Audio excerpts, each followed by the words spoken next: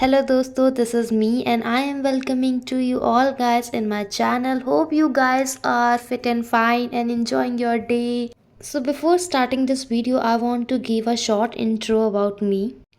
So my name is Priyanka and this is the my art channel where I am trying to be creative and productive with some tools and also try to use waste material and try to create something productive which can help you to decor and to be creative in your day. So now let's start this video. This video is all about still life. Still life का सीधा सा मतलब देखा जाए तो कुछ ऐसी चीज़ों को बनाना जिनमें जान प्राण कुछ भी ना हो और जब बनाया जाए तो उसमें प्राण और जान दोनों आ जाए। स्टिल लाइफ में सबसे इम्पॉर्टेंट और पहला पार्ट है कि जो भी चीज़ आप बनाना चाह रहे हैं उसमें जो ऑब्जेक्ट आप यूज़ करना चाह रहे हैं वो किस एंगल में रखे हैं, किस तरीके से रखे हैं, देखने में वो बढ़िया लग रही हैं, मतलब कुछ इस तरीके से वो रखे जाने चाहिए ऑब्जेक्ट वगैरह कि आपको बनाने में भी समझ आए और बनने के बाद जो आउटपुट निकल कर आए वो बहुत ही प्यारा लगे। इस वीडियो में मैंने एक प्रिंट निकलवा लिया है जिसके थ्रू मैं इसे ड्रॉ कर रही हूँ।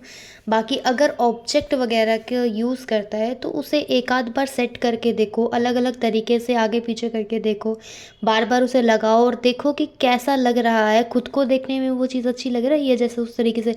उसके बाद नेक्स्ट प्रोसेस आता है बनाने का और अब हमें ड्रॉ करना है उन ऑब्जेक्ट्स को जो हमने ऑलरेडी सेट कर दिए हैं। अपने पर्सपेक्टिव से देखते हुए एक रफ इमेज ड्रॉ कर लेनी है, कुछ लाइंस, बेसिक्स लाइंस ड्रॉ कर लेनी है जिससे कि आपको एक करेक्ट शेप और मेजरमेंट दोनों मिलेंगी। जब हमें कंफर्म हो जाए कि हमें एक बेसिक मेजरमेंट मिल चुका है तो उसके बाद हम चाहें तो थोड़ा सा डार्क शेड या आउटलाइन कर सकते हैं थोड़ा सा विजिबल करने के लिए। जैसे जैसे हम नेक्स्ट स्टेप की तरफ मूव करेंगे तो थोड़ी थोड़ी गलतियां भी हमें मिलती चली जाएंगी, तो उनको साथ साथ हमें ठीक भी करते हुए चलना है।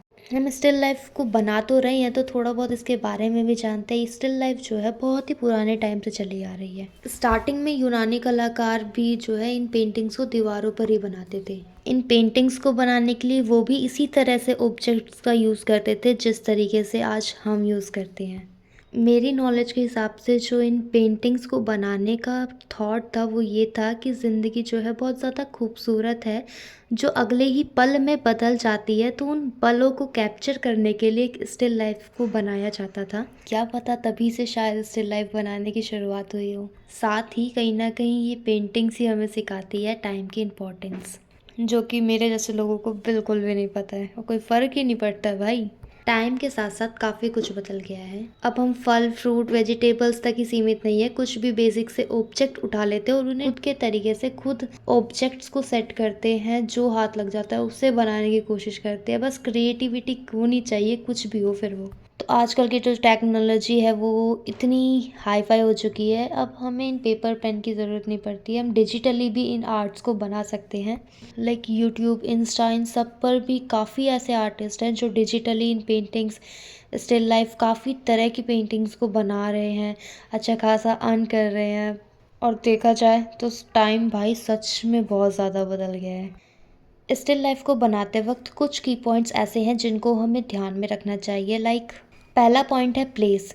जहाँ पर हम उन ऑब्जेक्ट्स को सेट करने वाले हैं वो जगह ऐसी हो जहाँ पर लाइटिंग की कोई कमी ना हो। कमी इन द सेंस अच्छे से लाइटिंग हो, ऑब्जेक्ट की शेडो वगैरह हमें परफेक्टली वहाँ से दिखे। दूसरा, चीज़ों को अच्छे से प्लेस करना, कौन सी चीज़ पहले रखनी है, कौन सी चीज़ बाद में, कौन सी चीज़ कहाँ पर आएगी, ये चीज़ थोड़ा सा आपको बैलेंस करनी पड़ेगी। अपने अकॉर्डिंग बार बार उन्हें सेट करके देखना है कि अब ठीक लग रहा है देखने में। ऐसा नहीं होना चाहिए कि छोटी चीज़ें पीछे रख दी हो और बड़ी चीज़ें आगे। दोनों चीज़ों का बैलेंस होना बहुत ज़रूरी है।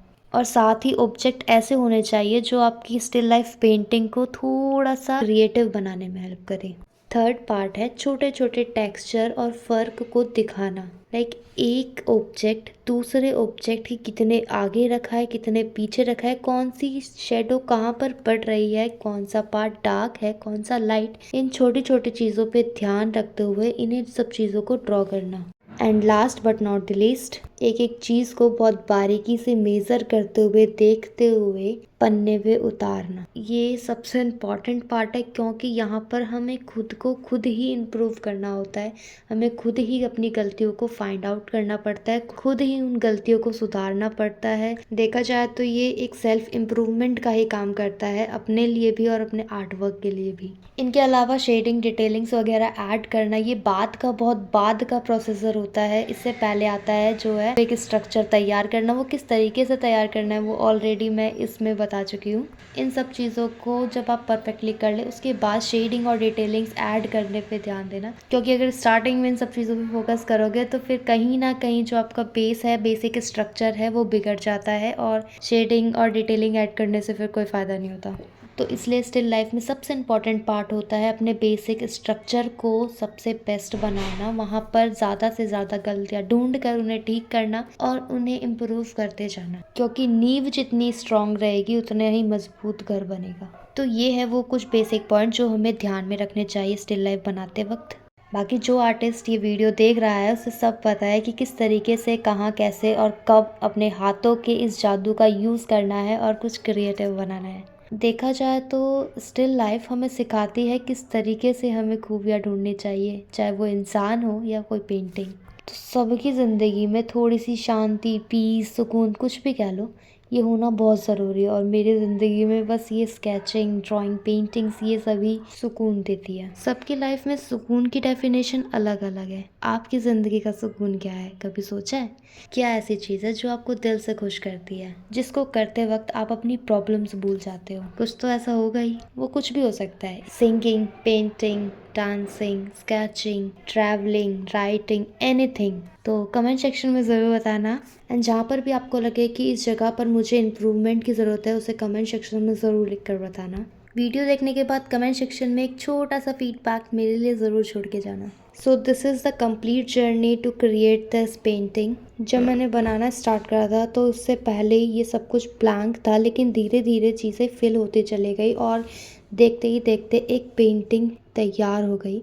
And this is all in today's video. Hope you guys like this video. Thank you for watching. If you enjoyed this art session, so don't forget to like, share and subscribe my channel. And this is the final view of still life painting.